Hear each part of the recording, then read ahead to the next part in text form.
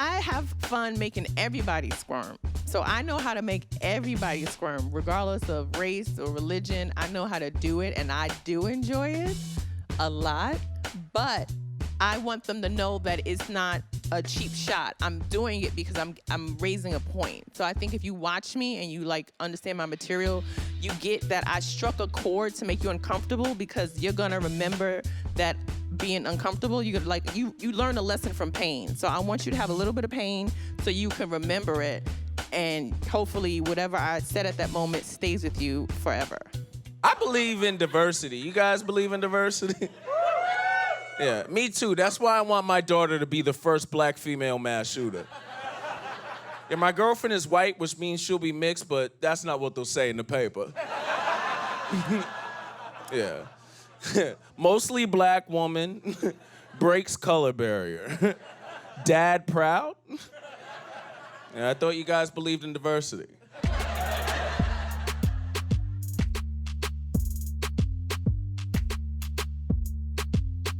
When I started comedy and I started doing deadpan, a part of it was to mask my nervousness because I was like still very new. But also it was in that I was coming up in a lot of white spaces where I knew I was saying things that white people weren't gonna like. I went to a boarding school, and I remember I had this one roommate named Prescott. And recently I found out he died in a boating incident, which is sad, but I also think if your name is Prescott, that's how you should die. White people hear that and they laugh, but they're just like, oh man, he's really dead. I think that's one of the perks about being from New York City. A lot of people don't like New Yorkers. It's not that we're bad people, it's just we deal with so many weirdos on a daily basis. It's tough for us to care about what the rest of the country cares about. Like, I travel now, I go all over the country, places in this country, people are arguing about gender pronouns. That's ridiculous. People will argue with you about how you want to be addressed. That's crazy. In New York, nobody's arguing about that. You want me to call you they? I'll call you they. There's a crackhead in my neighborhood I gotta call Beyonce.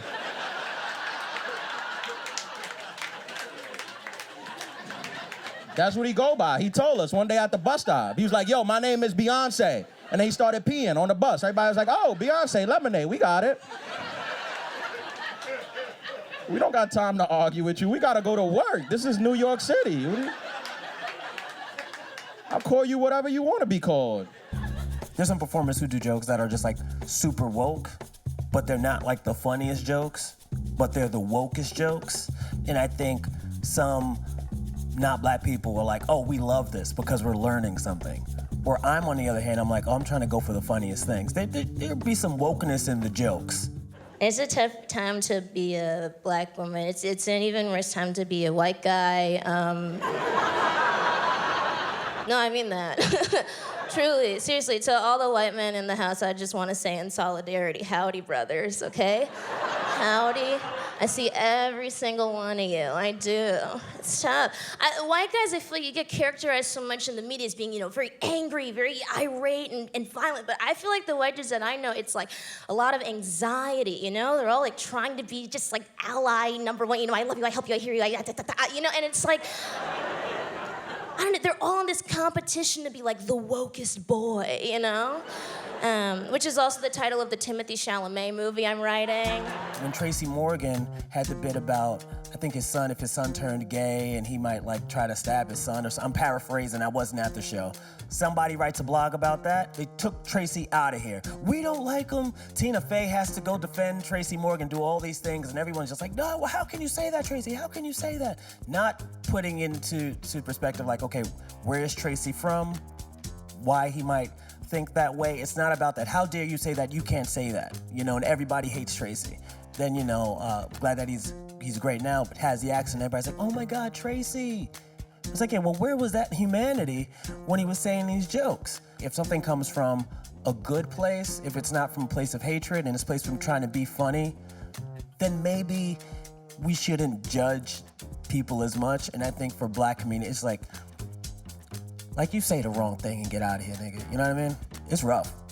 It's rough. I'm scared doing this, talking to you right now. If a white comic goes to a black club, he has far more leeway than even sometimes a black guy in a white club, because everyone is so conscious of like, oh, we don't want to be, if I'm seen laughing, it looks like I agree with whatever you said and people can see me. So like, I gotta carefully take care of my image, and the fact that black images have been sort of run through the mud for the first couple centuries gives us a way more laid-back approach to our image, It's like, I'm gonna show up, and you can like it or you could not. You expected me to show up like your idea of a black guy anyway. How you guys doing? Everybody good? Yeah. I don't know if you can tell by looking at me, but I was fired from being in a gang. They kicked me out because I was too positive.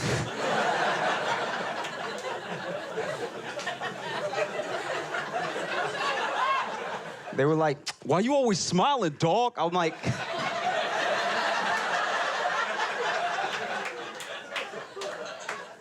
I mean, none of us are dead or in jail, and we're a gang. They also kicked me out because I apologized too much. Our drive-bys sounded like, sorry. Like, that's...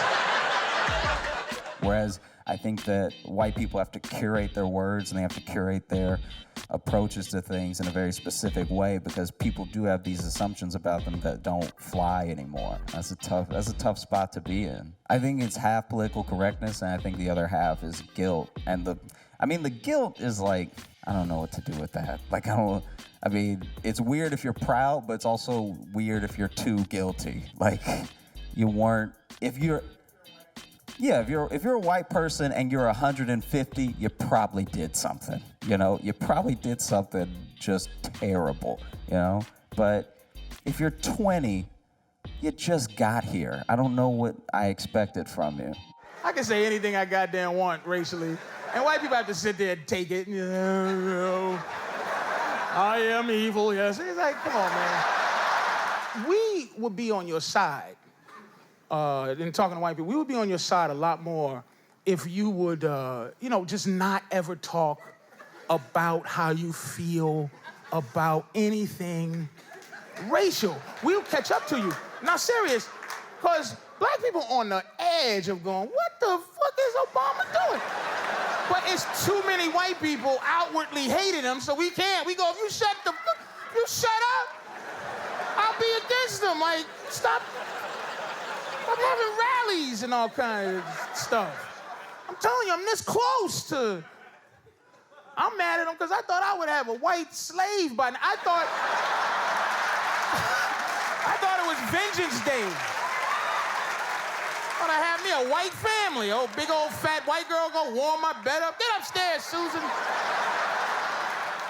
Warm my bed up, feed my baby with your giant white titties, and I'm gonna go outside and stare your husband in the face and decide whether I'm gonna sell him or not. That's uncomfortable, ain't it? That's uncomfortable. I apologize. That's uncomfortable. Comedy now is a very, very, very sensitive climate now. Everybody is looking for comedians to be the truth tellers, but then when comedians tell their truth, they don't want to listen, they want to judge. It's becoming so hard to have an authentic voice in stand-up comedy because everybody is so judgmental. Everybody is so quick to want to protest. Everybody's so quick to want to boycott. I mean, when you go to a comedy show, you're going to a place where you're paying someone to hear what their point of view and what their observations are in life. You're not going to a comedy show to hear somebody to think exactly the way you do. I'm at the age now where I realize that I don't have to worry about being sex trafficked. Is that even a thing, right? I really don't. But maybe. My mom's always concerned that somebody's gonna try to rape and kill me because she thinks I'm a star. But I feel bad for some of you girls. Like if they sex trafficked me, it would just be to cook for the rest of the victims. So my days would be light. At the end of the day, that's how I deal with my life. You throw things at me, and I'm just gonna say the honest thing that's right, like right here. And I'm very much in people's face about shit like that. And I think sometimes people don't want to be in other people's faces because you want to have a likability and a charm that's gonna get extra money in your pocket and you can go here and go there. I'm not really worried about where I can go. I'm just worried about when I go there that people receive what I'm saying. I have a joke about Mike Brown and what happened in Ferguson because my name is Mike Brown. I was like, I have to write a joke about this, and I wrote a joke. And it's a joke that I personally love, and I've done it in front of all types of audiences and got all types of responses. But the way that it's written, you cannot be upset at the joke, but we can always talk. I always get into conversations after the joke. And the great thing about that is that conversation is always an awakening experience for people. There's just certain things I think for both audiences. The sell is a little bit harder, or I'm just like, I have to really make sure that this writing is tight. The sell isn't in you want to be my friend, I'm a nice guy. Yeah, it's me, nigga. I don't know if y'all heard, but a KKK leader was caught with a black gay prostitute. Yeah, sounds progressive.